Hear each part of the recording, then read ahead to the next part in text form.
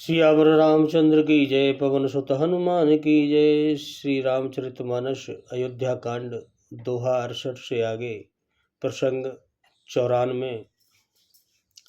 लखि स्नेह कातिर महतारी, बचन नाव विकल भई भारी।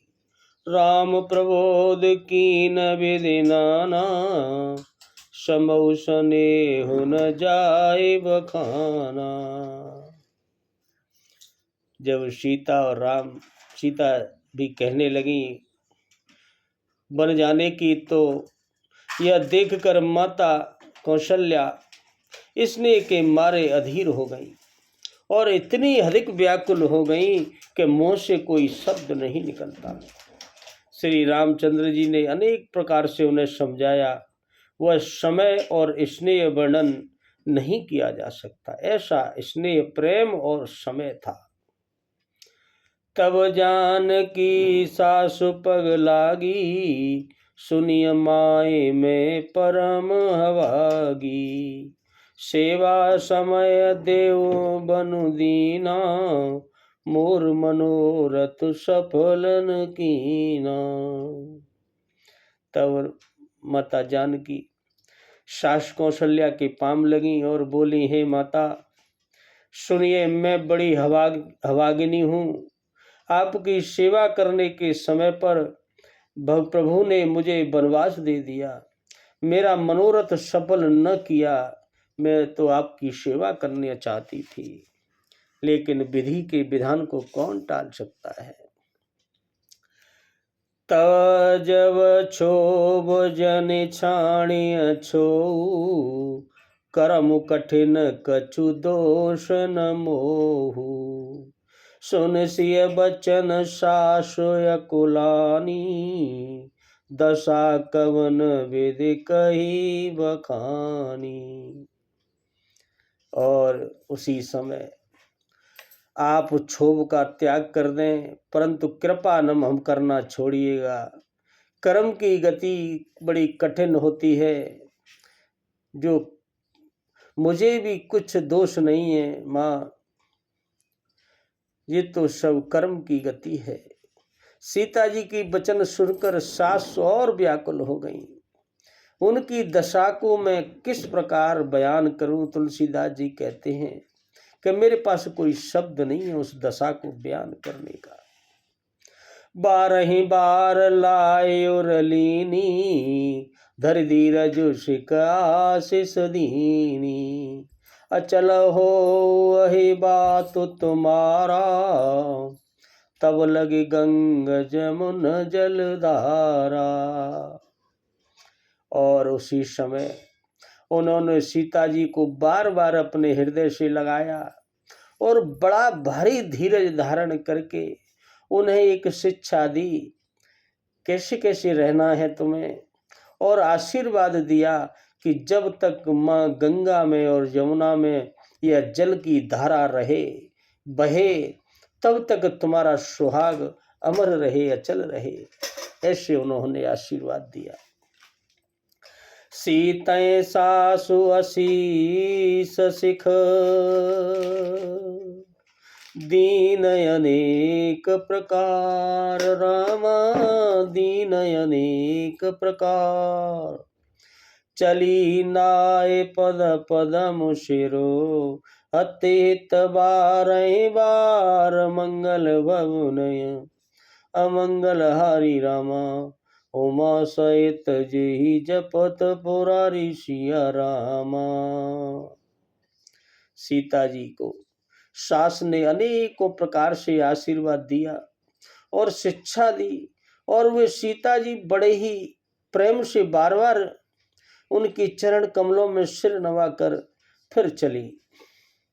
समाचार जब लक्ष्मण पाए, व्याकुल बिलखि बदन उठे धाये।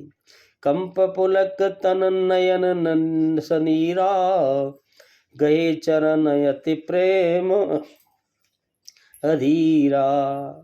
और उसी समय जब लक्ष्मण जी ने यह समाचार सुना कि ऐसा ऐसा हो गया, तब वे बहुत व्याकुल होकर बहुत ही उदास मुंह से उठे और दौड़कर, शरीर कांप रहा था, उनका रोमांच हो रहा था, नेत्र आंसुओं से भरे हैं। प्रेम से अत्यंत अधीर होकर लक्ष्मण जी ने फिर उन्होंने श्री राम जी के चरण पकड़ लिए कि भैया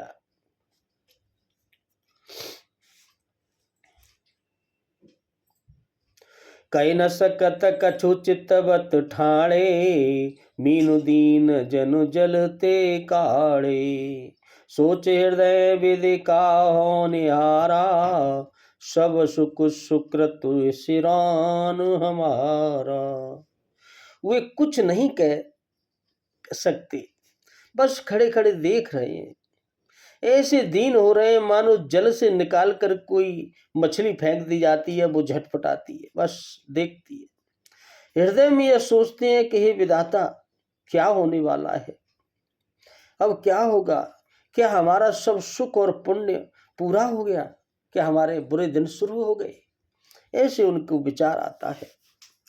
मो कहूँ का कबर गुना था, राखियं भवन किले साथा, राम बिलो के बंद कर जोरे, देह गेह सब तन सनत्रन तोरे। मोह को श्री रामचंद्र जी ने, लक्ष्मण जी सोच रहे,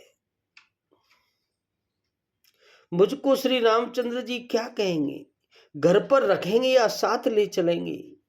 श्री रामचंद्र जी ने भाई लक्ष्मण को हाथ जोड़े और शरीर तथा घर सभी से नाता तोड़े हुए खड़े देखा कि वह भी सबसे नाता तोड़ चुका है।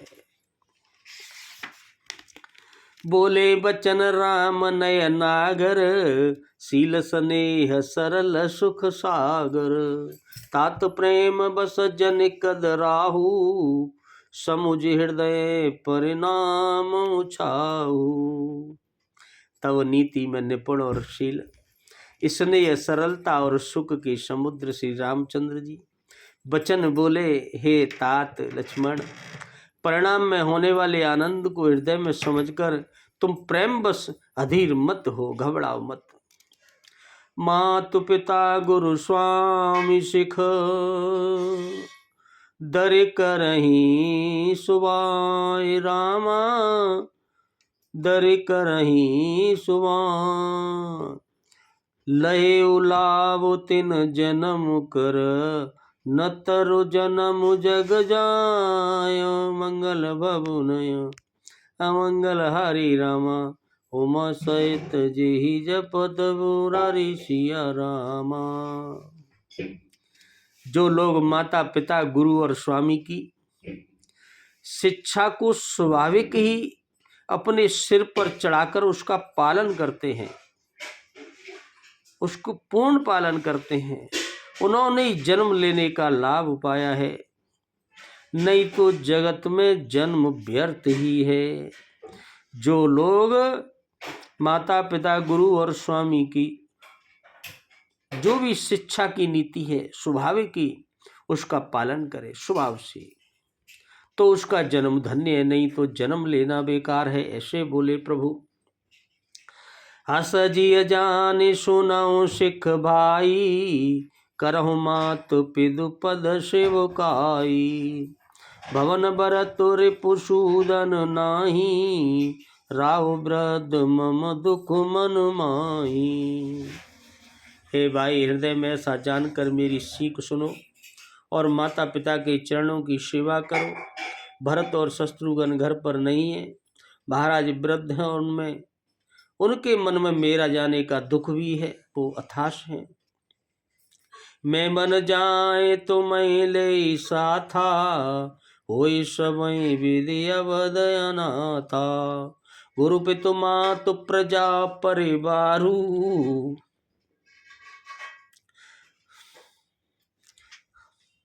सब कौ पर दुख भारू। इस अवस्था में भैया मैं तुमको साथ लेकर वन अगर जाऊंगा तो अयोध्या सभी प्रकार से अनाथ हो जाएगी। गुरु पिता माता प्रजा और परिवार सभी पर दुखों का पहाड़ टूट पड़ेगा। दुख सहन भरने भार पड़ आ जाएगा। सभी पर दुख का दुस्सह भार आ जा पड़ेगा। रऊं करऊं सब कर पर तोषु, न तरुण तात हो यही बड़ दोषु। जासु राज प्रिय प्रजा दुखारी, सो नृपु अवश्य नरक अधिकारी। अतः तुम यहीं रहो और सबका संतोष करते रहो, सबका धीर धारण करो, नहीं तो हे तात बड़ा दोष बन बैठेगा, दोष लग जाएगा। जिस राज्य में राजा की प्रजा दुखी रहती है, वह राजा अवश्य ही नरक का अधिकारी होता है, उसे नरक भोगना पड़ता है। रहूं तात यस नीत विचारी, सुनत लखन भय व्याकुल भारी। सिंहरे वचन सूख गए कैसे, पर सत दुहीन तामर सुजैसे। हे तात, ऐसी नीति विचार कर तुम घर पर रह जाओ। यह सुनते ही लक्ष्मण जी बहुत व्याकुल हो गए, घबरा गए। इन शीतल वचनों से वे कैसे सूख गए, जैसे पाले के स्पर्श से कमल का फूल सूख जाता है। जब पाला पड़ता है तो नाजुक पौधे सूख जाते हैं, मुरझा जाते हैं। ऐसे ही इस कोमल प्रभु के वचनों से भी लक्ष्मण सूख गए कि क्या करूं। उत्तरुन आवत प्रेम वश, गए चरण यकुलाय राम। गए चरण यकुलाय, नाथ दास में स्वामी तुम तजहु तकाय। काह बसाए मंगल भवनय, अमंगल हरि राम। उमा सहित जेहि जपत पुरारी सिया राम।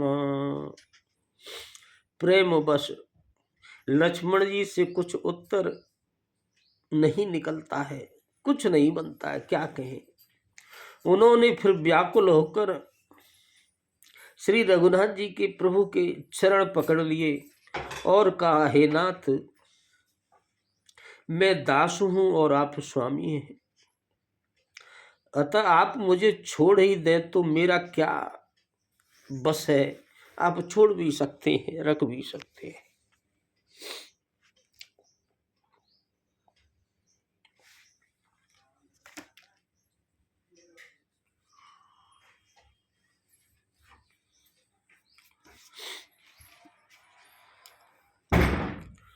दीन मोए सखनी के गोसाई, लागे अगम अपनी कदराई। नर्वस धीर धर्म दुरधारी, निगमनीत कहते अधिकारी। हे स्वामी, आपने मुझे सीख तो बड़ी अच्छी दी है, पर मुझे अपनी कायरता से वह मेरे लिए अगम में पहुँच के बाहर लगी, मेरी पहुँच के बाहर है वह। मैं ये सब कैसे करूं। शास्त्र और नीति के तो वे ही श्रेष्ठ पुरुष अधिकारी हैं जो धीर हैं और धर्म की धुरी को धारण करने वाले हैं। मैं धीर नहीं हूं। मैं शिष प्रभु स्नेह प्रतिपाला, मंदरु मेरु की ले ही मराला। गुरु पितु मातन जानो काहू, कहूँ सुभाव नाथ पति आहू। मैं तो प्रभु आपके स्नेह में पला हुआ छोटा बच्चा हूँ। कहीं हंस भी मंदराचल या सुमेरु पर्वत को उठा सकते हैं क्या। हे नाथ, स्वभाव से ही कहता हूँ, आप विश्वास करें, मैं आपको छोड़कर गुरु पिता माता किसी को भी नहीं जानता। मैं किसी को जानता ही नहीं हूँ, केवल आपको जानता हूँ प्रभु। जहाँ लगे जगत स्नेह सगाई, प्रीति प्रतीति निगम निजुगाई। मोरे सबई कतम स्वामी, दीनबंधु अंतर जामी।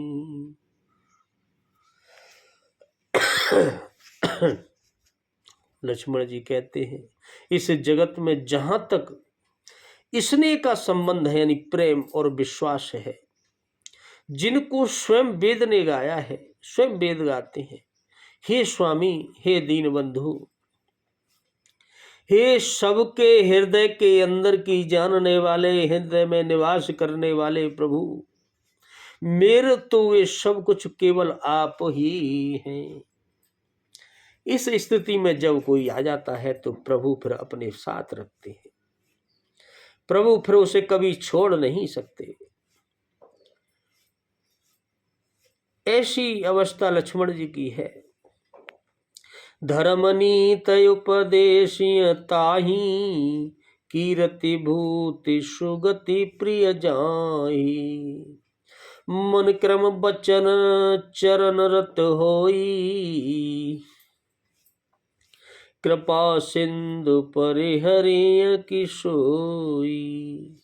धर्म और नीति का उपदेश तो उसको करना चाहिए जिसे कीर्ति विभूति यानी ऐश्वर्य या संदति प्यारी हो, किंतु जो जिसको ऐश्वर्य चाहिए, जिसको नाम चाहिए, उसको ये सब उपदेश ठीक है, किंतु जो मन वचन और कर्म से चरणों में ही प्रेम रखता है प्रभु आपके में, हे कृपा सिंधु, क्या वह भी त्यागने के योग्य हो है? जो कर्म से, वचन से और मन से केवल आपके चरणों में है और उसे कुछ चाहिए नहीं, तो क्या उसे भी आप त्याग देंगे? ऐसा है क्या? करुणा सिंधु सुबंधु के, सुने मृदु बचन विनीत रामा, सुने मृदु बचन विनीत। समुझाए और लाए प्रभु, जान स्नेह सबीत। मंगल भवु नय अमंगल हारी रामा, उमा सहित जेहि जपत पुरारी सिया रामा। दया के समुद्र प्रभु रामचंद्र जी ने भले भाई के कोमल और नम्रता युक्त वचन सुनकर, भले भाई यानी उन्हें स्नेह के कारण डरे हुए जानकर कि ये मुझसे बहुत प्रेम करता है, ये डरा हुआ है, यह जानकर हृदय से लगाकर फिर समझाने लगे। प्रभु ने हृदय से लगा लिया लक्ष्मण को। मांगहु विदा मातु सन जाई, आवहु बेग चलहु बन भाई। मुदित भये सुनि रघुवर बानी, भयउ लाभ बड़ कई बड़ हानि। और कहा जब प्रभु ने हृदय से लगाकर लक्ष्मण से, हे भाई, जाकर माता से विदा मांगाओ और जल्दी वन को अगर चलना है तो चलो। तो रघुकुल में श्रेष्ठ श्री राम जी की वाणी सुनकर